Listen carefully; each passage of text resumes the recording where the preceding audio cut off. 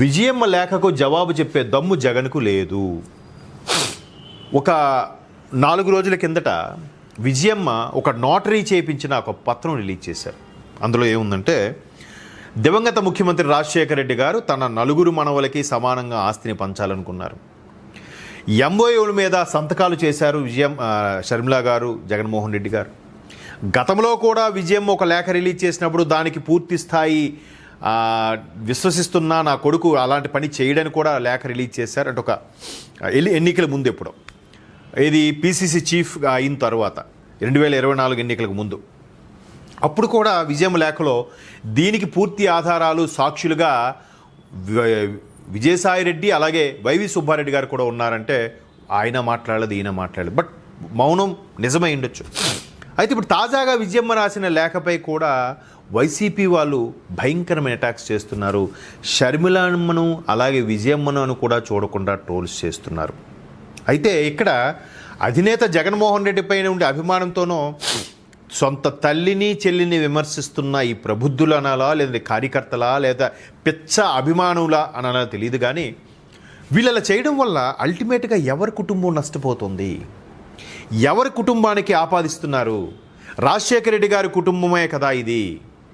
ఏ రాజశేఖర రెడ్డి గారి ఫోటోతో అయితే ఎన్నికల్లో గెలుచుకొచ్చారో, ఏ రాజశేఖర రెడ్డి గారి మేనియానైతే ఉపయోగించుకొని ముఖ్యమంత్రి అయ్యారో, మరి ఆ రాజశేఖర రెడ్డి గారికి అపవాదు కాదా? ఇది విజయమ్మ గారు ఆత్మ క్షోభిస్తుందనే విధంగా కూడా గతంలో ఒక లేఖ రాశారు. ఇప్పుడు మరలా ఆ లేఖ సారాంశం చూస్తే ఇప్పుడు జగన్మోహన్ రెడ్డి గారు అండ్ టీం మాట్లాడేది ఏంటంటే, చంద్రబాబు నాయుడు గారు ఇది చేయిస్తున్నారు, చంద్రబాబు నాయుడు గారు ఇచ్చే ప్యాకేజీ తీసుకొని వీళ్ళిద్దరు అలా మాట్లాడుతున్నారు.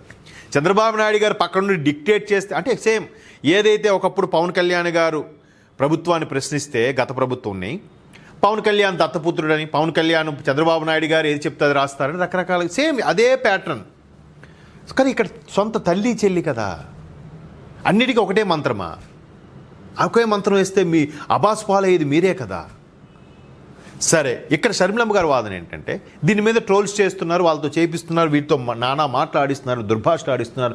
కొంతమంది ప్రబుద్ధులైతే ఏకంగా ఈమెని బూతులు కూడా తిడుతూ కామెంట్స్ చేస్తున్నారు. చాలా తప్పది, ఆడపిల్ల ఉసురు. సరే, ఇంకా వాళ్ళ విజ్ఞతకి వాళ్ళ ఇష్టానికి వదిలేద్దాం. అయితే ఇక్కడ ఆవిడ ఏమందో చూద్దాం. విజయమ్మ లేఖకు జవాబు చెప్పే దమ్ము జగన్కి లేదు. ఒకవేళ విజయమ్మ లేఖ అబద్ధమైతే, లేదు తప్పైతే వెంటనే ప్రెస్ మీట్ పెట్టి మాట్లాడాలి కదా. ఎవరెవరితో మాట్లాడించడం ఏంటి? కార్యకర్తలతోనో, అభిమానులతోనో, లేదంటే వేరే సెకండ్ గ్రేడ్ లెవెల్ ఉండే నాయకులతోనో, ఒక్కసారి కూడా ఎమ్మెల్యే గెలవలేని సత్తా లేని నాయకులతోనో మాట్లాడించడం ఏంటి అనేది ఈమె యొక్క అభిప్రాయం. అదే చూద్దాం. అందుకే వైకాపా సైతాన్ సైన్యంతో మొరిగిస్తున్నారు. సైతాన్ సైన్యంతో మొరిగిస్తున్నట్టు కుక్కలే కదా మొరుగుతాయి. అది వివేకాకు గుండుపోయేటు కట్టు కథ అవినాష్ సృష్టి. ఇంతకుముందు వైజాగ్ ఎయిర్పోర్ట్లో కూడా అదే చెప్పారు. కడప ఎంపీ స్థానంపైన మొత్తం రచ్చ రభస జరిగింది. అందువల్లే వివేకానంద రెడ్డి గారిని చంపేశారు.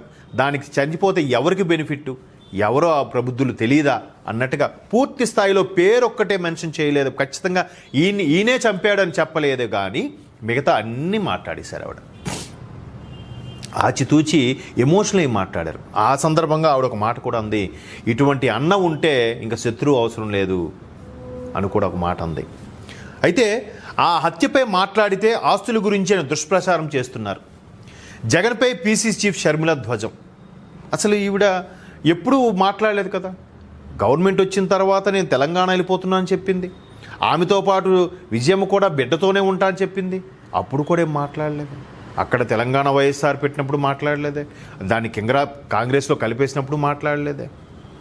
ఎప్పుడైతే ఈవిడ పీసీసీ చీఫ్ అయ్యి కాంగ్రెస్ అధ్యక్షురాలుగా, రాష్ట్ర కాంగ్రెస్ అధ్యక్షురాలుగా ఈ పోటీలో నిలబడ్డారో అప్పటి నుంచి ఈ సైతాన్ బ్యాచ్ స్టార్ట్ అయింది. చూద్దాం. విజయమ్మ లేఖకు జవాబు చెప్పే దమ్ము జగన్కి లేదు. ఒకవేళ ఉంటే అది అబద్ధమంటూ సైతాన్ సైన్యం చేతి ఎందుకు మొరిగిస్తున్నారు. లేఖ మీద ఆమె సంతకం పెట్టలేదంటూ తప్పుడు ప్రచారం చేస్తున్నారు. ఆ లేఖ అబద్ధమైతే సాక్షి రిపోర్ట్ను పంపి అమ్మతో బయట తీసుకోవచ్చు కదా. అమ్మా మీరు ఆవేశంలో పెట్టి నేనేం పెట్టలేదే, ఎవడో నాది ఫోర్జరీ చేసి పెట్టారు, ఎవరో ఏ ద్వారా మాడిఫై చేశారని చెప్పి వాళ్ళ ఛానల్లోనే ఇది నిజం, ఇది అబద్ధం కాదు అని చెప్పొచ్చు కదా ఊదరగొట్టి హెడ్లైన్స్లో. ఎందుకు చేయలేదు? అదే ప్రశ్నిస్తుంది ఆవిడ. అయితే అలా చేయలేదంటే లేఖ నిజమే కదా. జగన్ విశ్వసనీయత కోల్పోయారు, సాక్షిలో సత్యమేవ జయతే అంటూ వైఎస్ఆర్ ఫోటో పెట్టి మరీ అబద్ధాల ప్రచారం చేస్తున్నారు అని ఏపీసీసీ చీఫ్ షర్మిల ధ్వజమెత్తారు. అంటే ఇక్కడ సత్యమేవ జయతే అంటూ జగన్మోహన్ రెడ్డి గారి సొంత పేపర్లో ఒకవైపు రాజశేఖర రెడ్డి గారి చిరునవ్వుతో తలపాగతో ఉన్న ఫోటో ఉంటుంది. ఎంత విజయమ లేఖ రాస్తే పత్రిక మొత్తం మీద ఎక్కడా ఒక్క ఐటెం కూడా లేకపోవడం మరి ఏంటి? ఏదో ఒక ఐటెం ఇప్పుడు ముఖ్యమంత్రి చంద్రబాబు నాయుడు, ఆయన వీళ్ళకి నచ్చకపోయినా ఆయన చేసే కార్యక్రమాలపై రావాలి వార్తలు, రాదు. ఎంతసేపు బూటకపు బాబు, అబద్ధాల బాబు, ఇవన్నీ పచ్చిన అబద్ధాలు, ఇదే అంటే ఎంతకని ఇంకా అదే అదే అంటే జనాలకు విసుగొచ్చేదా? దానివల్ల మీ రెప్యుటేషన్ పోతుంది. అక్కడ పనిచేసే ఉద్యోగుల యొక్క విశ్వసనీయత మీద అంటే వాళ్ళు నిబద్ధత అలాంటి పదాలు వాడకూడదేమో ఈ మధ్యకాలంలో, ఇంకా వదిలేద్దాం, అటు వెళ్ళకూడదేమో. సో ఈవిడ ఆ పత్రిక సూటిగా ప్రశ్నిస్తుంది. ఆవిడ అంటే పదవుల కోసమో చంద్రబాబు చేతిలో కీలుబొమ్మగా మారాల్సిన అవసరం తనకు లేదన్నారు. ఆస్తుల కోసమో పదవుల కోసమో, ఎందుకంటే నిజంగా ఆస్తుల కోసం పదవుల కోసం అనుకుందాం, తండ్రి స్వయాన ముఖ్యమంత్రి అయితే ఇక్కడ కవిత గారు ఎమ్మెల్సీ అయినట్టుగా ఏది బీఆర్ఎస్ కేసీఆర్ గారి ప్రభుత్వంలో, మరి అక్కడ ఆవిడ ఎమ్మెల్సీ అయిపోయి మంత్రి అయిపోదా? లేదా రాజ్యసభ సభ్యురాలు అయిపోదా? లేదే. తండ్రి బతుకున్నప్పుడు అసలు బయటికి రాలేదు ఆవిడ, రాజకీయాలకు రాలేదు ఎప్పుడు. ఈవెన్ జగన్మోహన్ రెడ్డి గారు అరెస్ట్ అయ్యే వరకు ఆవిడకి రాజకీయాలంటే కూడా తెలియదు. రాజకీయ కుటుంబమే కానీ ఎప్పుడూ ప్రస్తావించలేదు, ఒక కామెంట్ చేయలేదు, ఒక ప్రెస్ మీట్ కూడా పెట్టలేదు ఆవిడ. వాయిస్ కూడా సరిగ్గా ఉండదు, మాట తీరు రాదు, ఈమె నాయకురాలు అన్నారు. అన్న జైల్లో ఉంటే పాదయాత్ర చేసింది ఆ వాయిస్ లేని వాయిస్తోనే, ఆ రాజకీయాలంటే తెలియనితోనే. ఎండనక వాడనక కుటుంబాన్ని వదిలి కూడా, తన కుటుంబాన్ని అంటే పిల్లల్ని భర్తని విడిచిపెట్టి.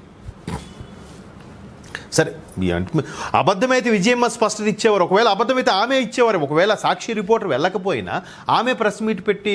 ఎందుకంటే 2024 ఎన్నికల ముందు షర్మిలమ్మ కడప ఎంపీగా పోటీ చేస్తున్నాయి, రాజశేఖర రెడ్డి గారు అసలైన వారసురాలు ఆమెకు దయచేసి గెలిపించండి అని చెప్పింది కదా ఆవిడ. సో ఇక్కడ కూడా అలాగే చెప్పుండేది కదా. ఎందుకు ఇలా చేశారు? పేదల పథకాన్ని ఆనవాళ్ళు లేకుండా చేశారు. పేదల లబ్ధికి చేకూర్చి ఉపాధి హామీ పథకాన్ని కూటమి ప్రభుత్వం ఆనవాళ్ళు లేకుండా చేసింది. 100 రోజుల పని లేదు, పనులు చేసినా చెల్లింపు లేవు. దీనిపై రాష్ట్ర వ్యాప్తంగా 26 జిల్లాల్లో 100 నియోజకవర్గ పరిరక్షణ యాత్ర చేశాను. పథకాన్ని ఎలా నీరుగార్చిన విషయంపై ప్రజలతో మాట్లాడుతుంటే తెలిసింది అని షర్మిల స్పష్టం చేశారు.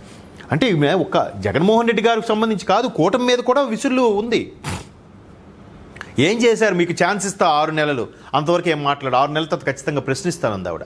ప్రభుత్వం వచ్చిన తర్వాత మీకు శుభాకాంక్షలు, మీరు ఎలా పరిపాలిస్తారో చూస్తాం. నేను ఒక రాజశేఖర రెడ్డి బిడ్డగా ప్రశ్నించే హక్కు నాకుంది, ఈ రాష్ట్ర బిడ్డగా నాకు హక్కు ఉంది, అలాగే కాంగ్రెస్ పీసీసీ చీఫ్గా నాకు హక్కు ఉందని కూడా ప్రశ్నిస్తుంది కదా. మరి ఇప్పుడు వీళ్ళు పవన్ కళ్యాణ్ గారు కానీ లోకేష్ గారు కానీ ఈ మీద విమర్శలు చేశారా?